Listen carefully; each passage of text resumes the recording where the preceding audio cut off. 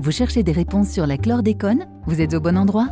Ce web documentaire de 10 chapitres vous propose un état des lieux des recherches menées sur la pollution à la chlordécone et de l'accompagnement des professionnels et des autoconsommateurs pour réduire l'exposition de la population à la chlordécone.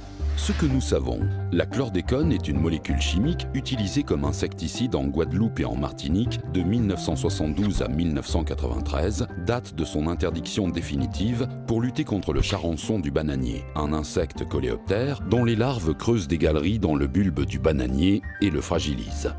Le mode d'épandage de la chlordécone, qui se présentait sous forme de poudre blanche, était réalisé par application manuelle au sol, autour du pied des bananiers, mais aussi pour d'autres cultures. Rappelons que l'épandage de chlordécone ne s'est jamais pratiqué par pulvérisation ni par voie aérienne. Cette substance de la famille des organochlorés est très stable et se dégrade très lentement dans l'environnement.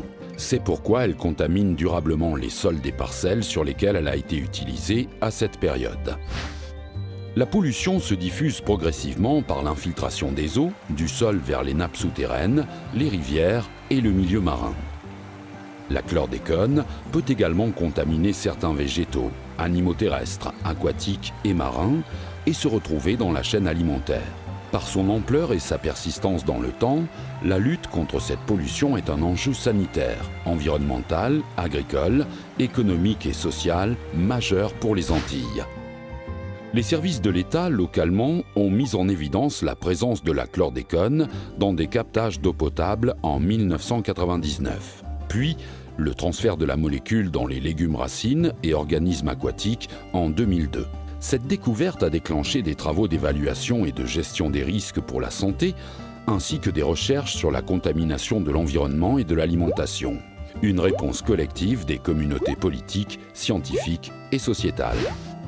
Depuis, de nombreuses études ont été menées pour améliorer les connaissances sur la chlordécone et ses mécanismes de transfert, l'exposition de la population et ses effets sur la santé. Compte tenu des risques liés à la consommation régulière d'aliments contaminés, des normes ont été établies pour protéger les consommateurs. La population a été sensibilisée pour adapter son alimentation et minimiser le risque d'exposition. Parallèlement, des mesures techniques et financières sont également prises pour aider les producteurs touchés par la pollution à adapter leur activité. Les premières mesures mises en œuvre dès 1999, puis en 2002-2003, ont été renforcées par les plans de lutte contre la pollution à la chlordécone en Martinique et en Guadeloupe. Pour en savoir plus encore sur la chlordécone, restez connectés. Pour répondre à toutes vos questions, cliquez sur le chapitre suivant.